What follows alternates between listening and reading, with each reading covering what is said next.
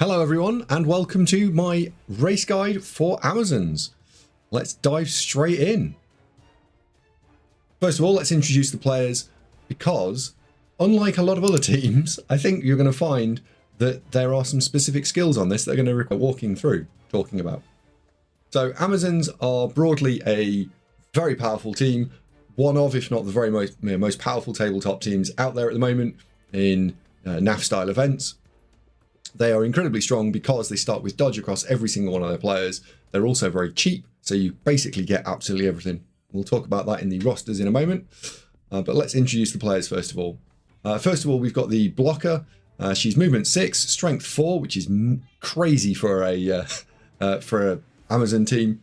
She's still at agility 3+. She can badly pass, and then she's AV 9+. So if anyone plays the old Amazons, they'll notice that this player is actually 1 armor point better and 1 strength point better. Comes with the obligatory dodge skill, but also has this skill here straight out the gate, which is defensive, which means that during your opponent's turn, guard is switched off. And effectively, what that means is, if you stand her in the middle of 2 other players, just put them in a line, she cannot be 2 dice blocked unless the player is strength 5. And that's before anyone gets any skills, like your players have got guards, stood near her, or anything else. So, suddenly, if you imagine that she's got block, and she's trying to throw a 2 dice uphill hit into her, she's incredibly strong. So one of the strongest players in the game, probably, with this defensive and strength 4 combination. Next player we're going to introduce is the blitzer. We get 2 of these, same as the blockers. And we've got obligatory dodge. We've got jump up, which is sometimes quite useful. It also combos with some skills quite nicely. So when we're talking about leveling the players up, you'll find that I'll probably start linking these players in. They're also faster than the old Amazon blitzers. So although we only get 2 of them, we have got them at movement 7. Strength 3, agility 3+, so dodging on a 3 like normal. Also terrible at passing and AV 8+. But there's this new skill here. It's called hit and run. It's just appeared in the tooltip behind me, but I'll talk it through for you. Which is that whenever a player does a block or a blitz action, so anytime they attack, if the player is still standing, they're allowed to move for free 1 square. So, but the square that they move into has to be not marked in any way, and that includes a player lying down. So imagine you run in, you blitz something, the square you came from was vacant and it had got no players around it. You can then jump back again. It's like a free jump out of the way. So you can just hit and run away, hence the name hit and run. It is insanely strong, and effectively turns them in movement. They're movement 8 basically, because they can blitz with their 7 squares of movement. They can hit and then they can dodge back. So imagine comboing this with some more movement.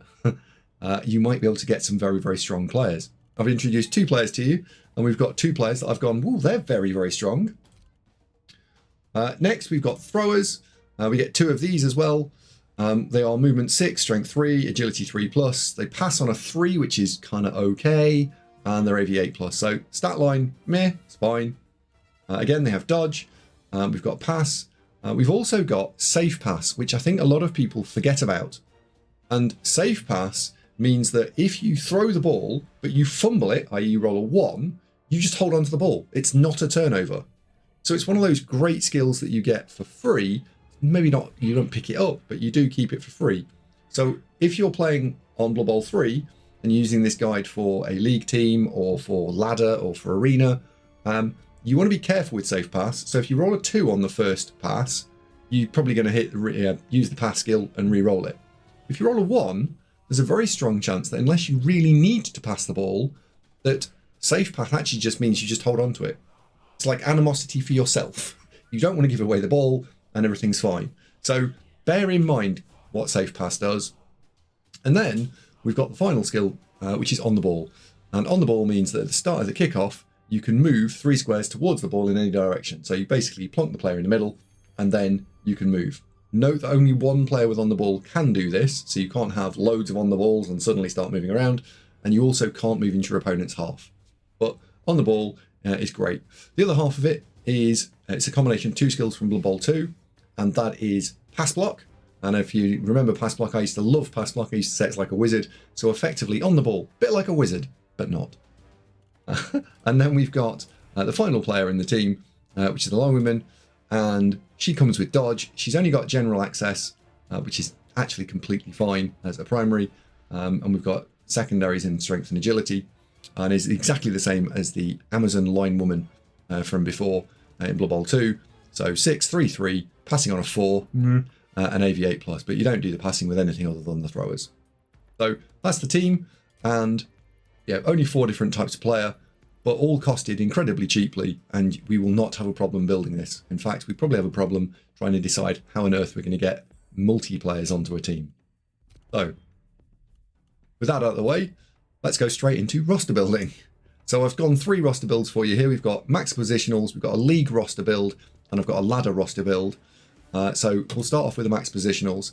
This is probably of the 3 not the one I would recommend, but it just shows the power of the Amazon team, which is we've got both blockers, we've got both blitzers, both throwers, we've got Amazon line women down to 11, and we've got 3 rerolls. So we've got everything for 1000 TV. And I've got 10k left over, and depending on what you're going to do with it, maybe you hold on to it or you put it into your dedicated fans or whatever. But this is probably not the build that I would recommend, because there are actually stronger builds out there. So even the worst build's really good. That just shows you the power of Amazons. Next, we've got a league team. And I think in a league team, I'm going to start prioritizing the ability to be able to have a bit more consistency straight away. And I also want the 4 really important players on the roster immediately. So my consistency, I'm considering that as rerolls. So I've put 3 in for you. And I've also got both blitzers and both blockers in the team.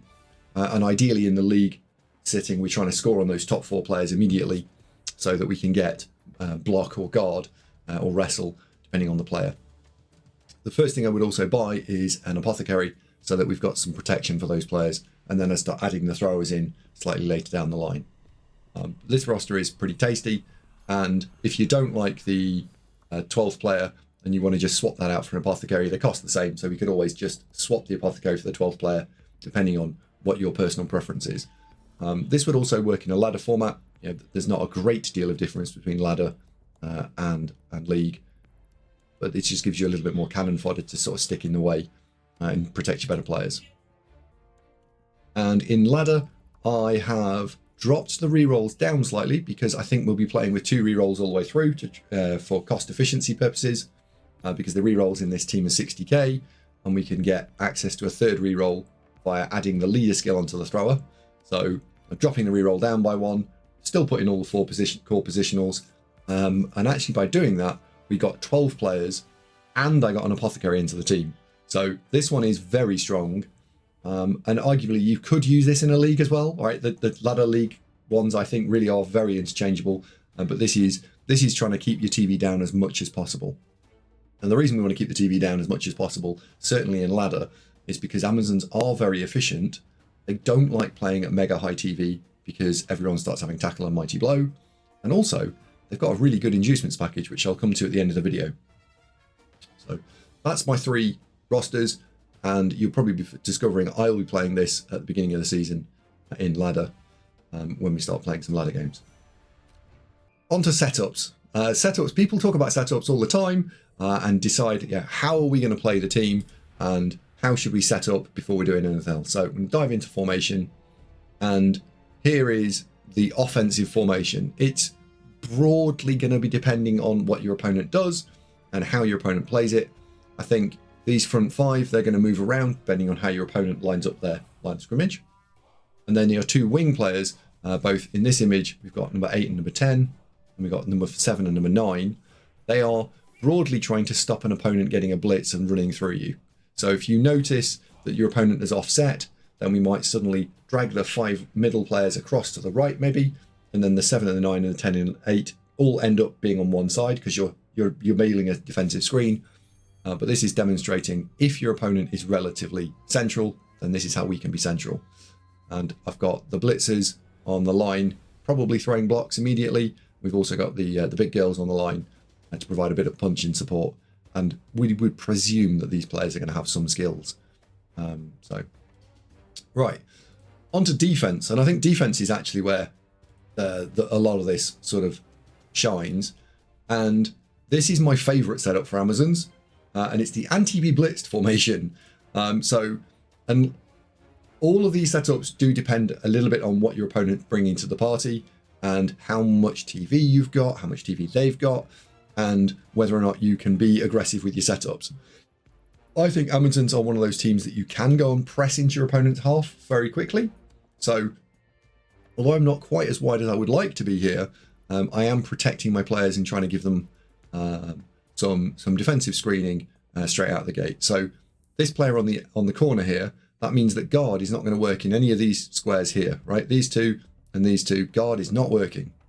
And that means that we're sort of defending these guys by proxy because they're strength 3, and unless your opponent is strength 4, they can't hit you.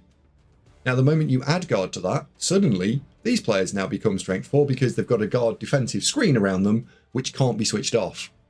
So the strength players being on the corners add an awful lot of firepower. Not going to work, of course, if your opponent's strength 5 and can just run in and smash you in the face. So do bear that in mind. But in an everyday situation, this is a pretty good setup. So yeah, unless maybe your opponent's an undead team and you've got a block mummy, in which case this would be terrible. But I think that this is a reasonably good all-rounder setup.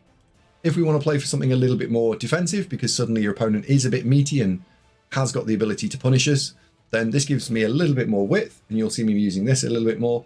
And I'm going to be going for the least valuable players go into the 7 and 8 slots. I might not use both throwers, certainly on defense once we get to a bit more development. Probably not going to use both, but it is nice having the pass block. And then we just defend the 4 best players in that second rank. So it's actually just a 3-4-4 formation that I'm rolling with here. And this is when teams get a little bit more tasty. Into short drives, I think this is the best formation you can come up with. And that is some form of chevron. And whether we put the chevron exactly on the 3rd and 4th ranks, as I've got it here, or if we drop it back a little bit, I think against an anti-2 turn specifically, I'd probably drop these back maybe 2 ranks. The best way to think about this when you're setting up for anti-2 turn is what's the movement speed of the ball carrier likely to be, and put your players on that double rush version. So if we were playing into a movement 8 ball carrier, they would need to be standing on this front rank here. So this is probably about the right sort of space. If, however, the ball carrier is movement 7, then we would probably want to go back 1 square. And if they're movement 6, we go back 2 squares. So, and the reason for that is because they want to build their cage where you're stood. So if you go back too far, they just cage up in front of you. If you go too far forward, they run around behind you. So you're looking to just be as annoying as possible and just put your players where they want to be. So that's setups. Now, how do you build a team? And I was pondering this. I've played these on tabletop a fair bit, but mostly at NAF tournaments. I've done quite well with them, got them over to probably international standard, maybe a little bit higher. And development is not what you see typically on tabletop tournament play. So when I talk about arena, I think I'm going to be coming from a place of absolute knowledge. This a little bit less so, but I think that the first 6 or 7 skills probably is just how I'd build them from 0 to arena. So the blockers, there are only 2 skills you want to be picking from, and that's block and guard. I personally play double guard. I also know that some people play 1 block, 1 guard. That also works really well. I've not yet met anyone who likes double block, but I do think either it's double guard or one of each. You should probably try both and see what fits your personal playstyle. On the blitzers, I'm going to recommend what is standard, not what I would do. And the standard is you take 1 wrestle and you take 1 block. And the idea here is that the wrestle is synergizing with your jump up skill, which we talked about earlier. And then the block is for punching. The reason I actually like double block, which is my personal preference, is that this hit and run skill. So we only hit and run when we're actually standing up, and these things tend to do a lot of the blitzing. So I like double block because that synergizes better. So I choose my synergy over the hit and run rather than jump up. Some people choose 1 and 1. I've put 1 and 1 here because I think if you're watching this guide video, probably best that you start with 1 and 1 and see what works for you.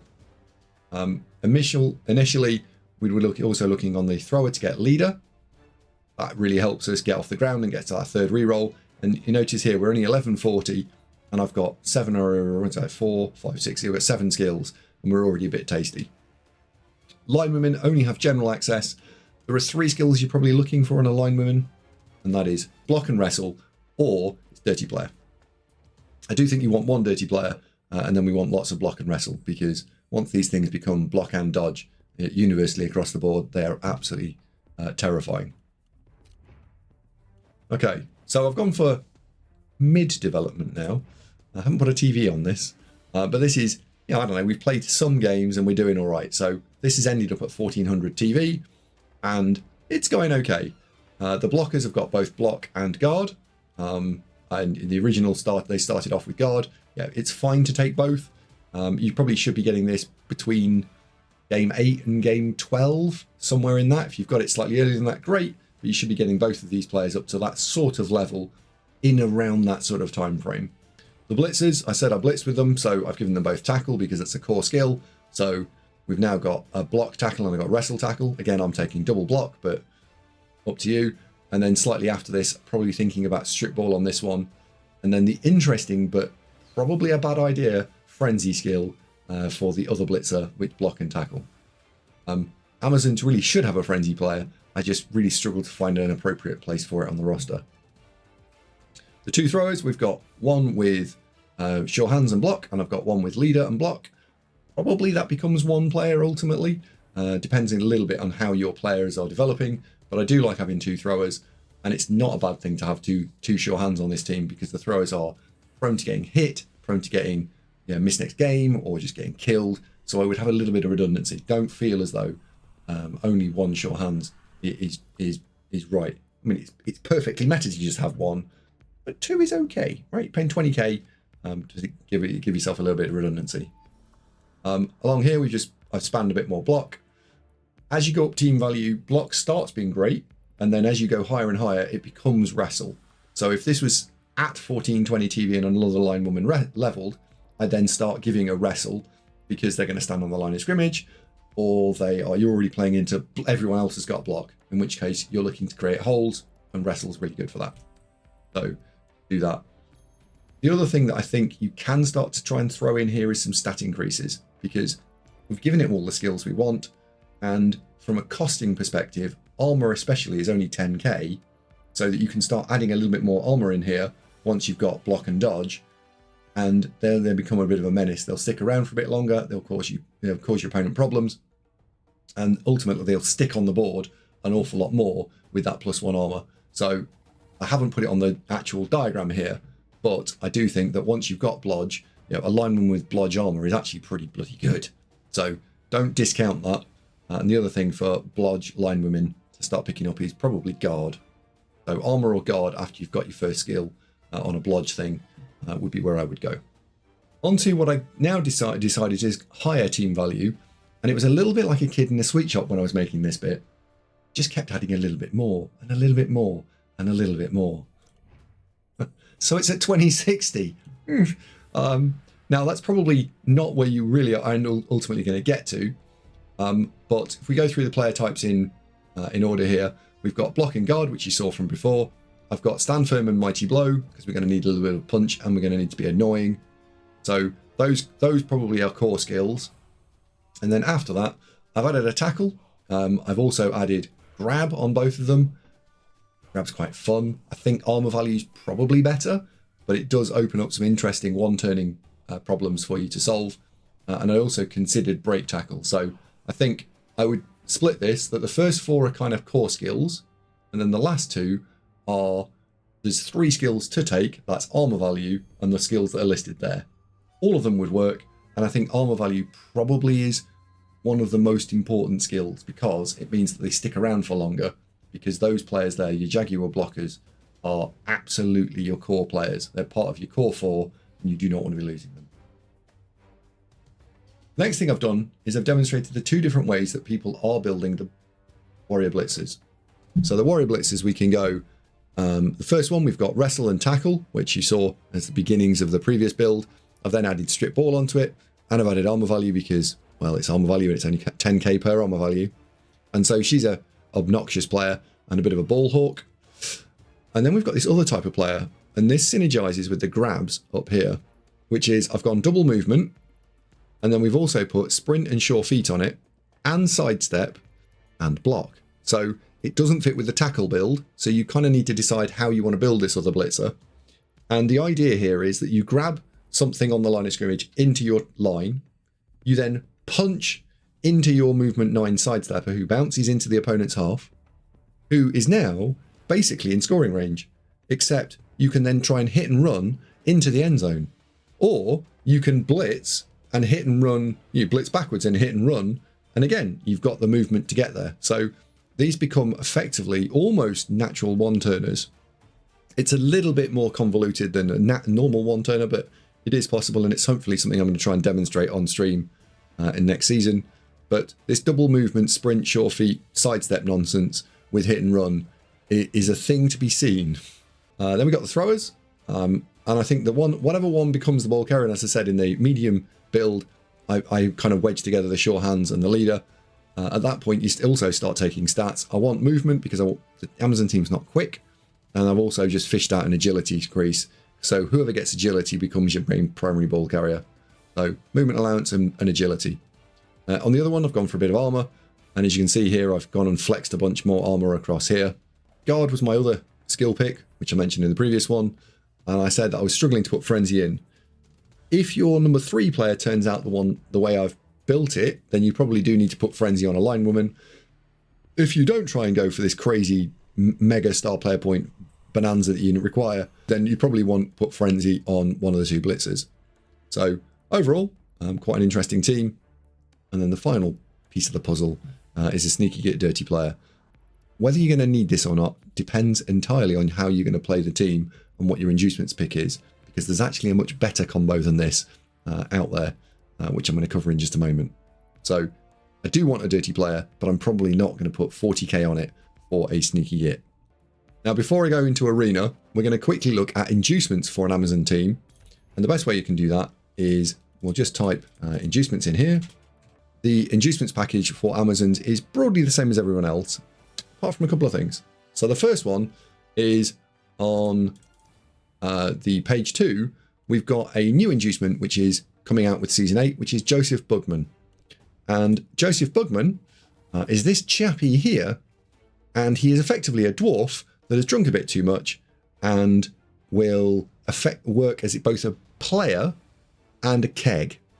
So the rule in the bottom right hand corner, it might be a little too small to see on some phones, is that when a KO happens, when you do your KO recovery, if you roll a 1, you can re-roll it, and it will happen all the time. So it's like a 4.5 plus for a KO recovery now, not a 4 plus. It's a little bit better. But also, if you drop below 11 players, he will come on as an extra player for you. So if you have a player taken out, you've only got 10 now, he will play 1 drive, but then he gets sent off. His special ability will always be working, so if you get sent off in the middle of the game and then you get some KOs, you can still re-roll your 1s on your KO kegs. So he's an interesting player. Whether or not he's great, I am yet to see it work. I think for 100k, he's a little bit expensive, so you probably want to think of him as a okay player for 100k who comes with a bit of a unusual benefit. I'm going to try him out. I'll tell you what I think. I suspect he's probably 6 out of 10. I think he's okay. If he was 50k, he'd be amazing. 150k would be way overpriced. I think he's a little bit too overpriced for me. But he is interesting to talk about. We go through the rest. Bias referee is rubbish. I don't think you'll be doing that at all. I think you'll get an awful lot of value, again, out of Wizard, as usual. And bribe. Oh, yes. Very much out of bribe. Don't discount kegs because you're typically going to have a lot of players. You're going to get removed quite easily. Half of those are going to turn into KOs. So I think the keg is pretty tasty. If at 150k, I think a keg and a Bugman might be an interesting combination to be using. Right? You roll a 3 plus, they come back. If you roll a 2, never mind. If you roll a 1, you get to re-roll it. So now only a 1 out of 6 is not bringing your player back. And then 2/3 of your 1s are also coming back. So it would be quite nice, but it's probably still more powerful to just have 2 kegs. We go and look at star players. That's where Amazons shine. This is the bit I've been looking forward to. So we've got Anky Panky, which is a Strength 4 Saurus, and he's Movement 7. He used to have Guard. He used to be known as Sibley or Silly Billy. He's block and grab, which is great. He's also got stand firm. Used to have guard, no more. And then his special ability is once per game, he can re-roll the block dice when he performs a block action, which is quite nice, actually. So that is pretty good. On to arguably the two of the most bonkers star players in the game. They are normally classed as megastars, and a lot of tabletop tournaments are just instantly and outright banned because they're bonkers. So skinks cost, I think, 60k. So there's 120k of value in having a pair of skinks. You get them both at the same time. It's not 190k each. It's 190k for the pair. They also both have sidestep, which is pretty useful. One's got stab, and then the other one has got sneaky git and dirty player. So if you think of a skinks of 120k, we've got dirty player and sneaky git. That's another 60k. That takes you to 140, 180. You're paying 10k for stab. Yeah, okay. But then they've got this special ability. And again, I can see I'm sat in front of it. But dribble and roll are hired as a pair. When they come together, if they are touching the same player, when they do either a stab or a dirty player foul, they get an additional +1 onto that action. So the stab effectively is a mighty blow stab. But then dirty player is dirty player +2 and has sneaky git. So Amazons really, really, really like being the underdog in games because they just go sneaky git, dirty player +2 and just start deleting things. They also don't typically get removed very well easily. So they are absolutely insane. These two are bonkers and they are megastars, and that's why they are banned at tabletop in a lot of places. Onto something a bit more balanced. That's Glottal Stop. Glottal Stop is a strength 6 Croxigor, not strength 5 Croxigor. And he has Frenzy, which is loads of fun. Love a good Frenzy. Has Pile Driver, which is a waste of time. We've got Prehensile Tail. And then we've got Primal Savagery, which means that when he fails a Bonehead test, instead of punching your player, he will punch their player the first time it happens. So if you can maneuver this player into a important situation where you can clear a cage corner, or even better, a ball carrier, then you activate him, chain push him in, activate him, hopefully he fails, and then he punches one of their players and then does the action. He has the potential upside to be bonkers good. The reality upside is he's probably very, very difficult to use and is a little bit situational. He's also a bit too expensive. I think if he was 200k, we'd see a lot more use out of him, but at 270, probably a bit too expensive. On to the final few star players now. We've got Carla Von Kill, a strength 4 Amazon who has block and dodge. She's also got jump up if she gets knocked over. And then she's got Dauntless. We've seen this star player before. Fits into an Amazon roster quite nicely. And then has Indomitable, which means that once per game, if she uses a Dauntless skill, she can actually then double her strength versus that of the target. So effectively what they're trying to say is she can get a 3 dice block rather than a 2 dice block if she passes her Dauntless. Mighty Zug, very, very strong, very, very solid. Probably will see a fair chunk of play in an Amazon roster because strength 5 block Mighty Blow is an ogre. So Amazons effectively have an ogre for 200k. Although why you're not taking dribble and roll at this point, I don't know. And then we've also got Morg. So plays for everyone, murders everyone, Morgenthorg. So that's the normal guide. Amazons, very strong, going to shake up the ladder, I suspect, and cause all manner of trouble. But of course, that's not the only game modes now in Blood Bowl 3. We have an arena, which is probably the best game mode of all of them. So I thought I'd give you 2 arena builds. These are lifted directly from tabletop, and I have a fair chunk of experience playing these two. So first one is for 1150 cash plus skills afterwards. So that's why we are on an extra. That's why we're taking it up to 1270. So you normally get 6 skills standard for Amazons. If you only get 5 skills, you're probably just dropping a block down here. These are your 4 core skills. You absolutely take these, and then you just add more skills as appropriate. We've got 13 players. We've got 3 rerolls and an apothecary. I think it's very solid. It's very stable.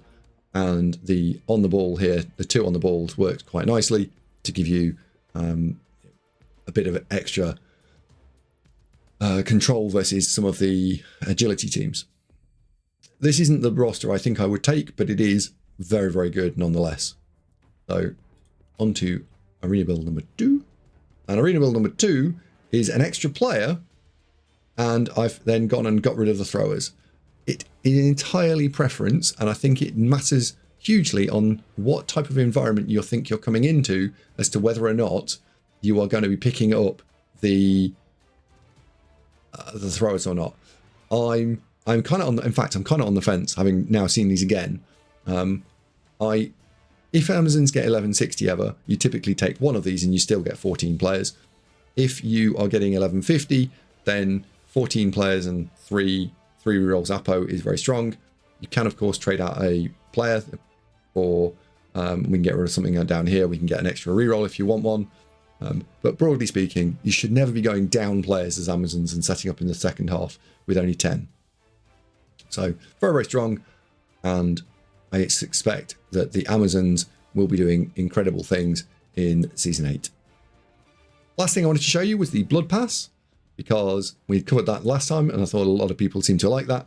So what have we got in the Blood Pass? We've got the Amazon dice, which I have rolled, and I thought they looked all right. They look the same as the tabletop set. They are okay. We've got a Hobbit, little fat Hobbit. If you want one of those, then you can get a Hobbit. Why you'd want a Hobbit? Amazon ball, a little bit weird. I think the best balls in the game are the ones that glow because they're the easiest to see. We've got a linewoman arm. Doesn't really change a great deal there. You'll see that's not mega effective. Next, we've got more dice. So these ones I think look quite nice. We'll be seeing me showcase those probably over the first couple of weeks. We go and scroll forward a little bit more, and there is another set of dice. I'm not going to show you all the specific cosmetics because the way I loaded the test environment on here, I was having a few problems making it all work. But I did want to show you. Where is it? Oh, it's level 50. Here we go. So this is weirdly for a line woman, which I thought was a little strange. I thought this would have been best on a thrower, but that's the legendary cosmetic, and they look pretty cool, I think. So you'll definitely tell your thrower, your lineman apart, because they will have a snake over the top of their head. So yeah, looks all right. I would show you in game, but I can't right now. So there we go. That for me, hopefully, is a comprehensive guide to Amazons. I'll be streaming them in Season 8. There'll be a 20-game match play guide. There will also be an arena run, so we can cover off both the different types. If you enjoyed the content, please leave a like and subscribe, and come over and say hello on Twitch, or just leave a comment in the section below. Thank you very much indeed.